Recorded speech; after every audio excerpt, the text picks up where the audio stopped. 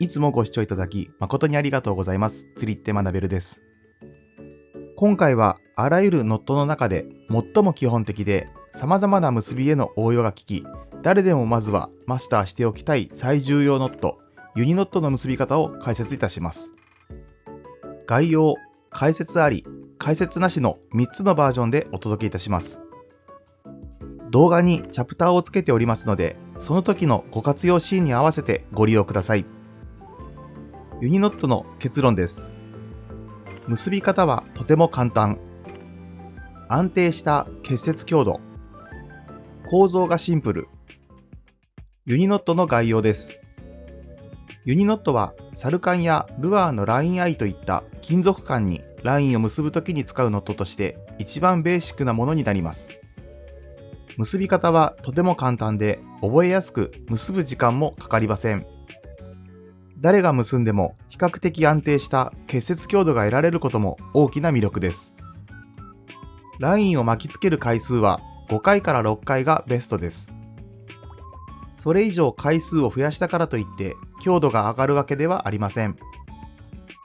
手順の最後はノット全体を湿らせてしっかりと締め込むことも大切です。構造がシンプルなだけに基本に忠実に結ぶことを心がけて丁寧に仕上げましょう。なお、ユニノットの応用としては、針を結ぶときに使う内掛け結びやライン同士を結ぶときの電車結びなどがあります。それでは結び方に入ります。スナップの管やルアーのラインアイなどにライン先端を通して 20cm から 25cm ほど折り返します。さらにラインの先端を再び折り返してループを作りながら金属管の近くで2本のラインを束ねるように交差させます。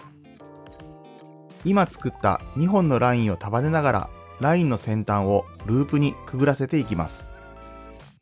この時ラインが緩むと作業がしにくいので、くぐらせた部分を1回ごとに軽く押さえて作業するのがコツです。同様にしてさらに4回から5回ほど端糸をループにくぐらせていきます。ここでもラインが緩まないように注意しましょう。ラインの先端を軽く引き締め、ノット全体を唾液などで湿らせておくと、最後の締め付け時に摩擦熱によるノットの劣化を防ぐことができます。本線側を引いてラインアイのすぐそばまでノットを移動させていきます。ゆっくり締めるとラインがよれにくくなります。そして再度ラインの先端と本線側をしっかりと引いて締め込み、最後に結び代の余分をカットすれば完成です。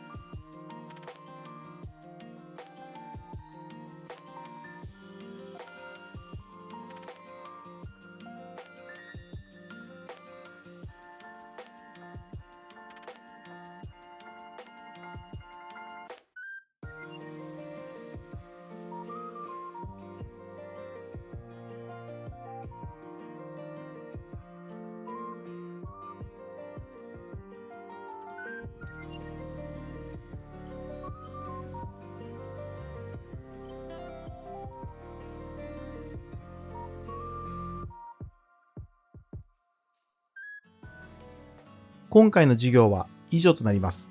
最後までご視聴ありがとうございました。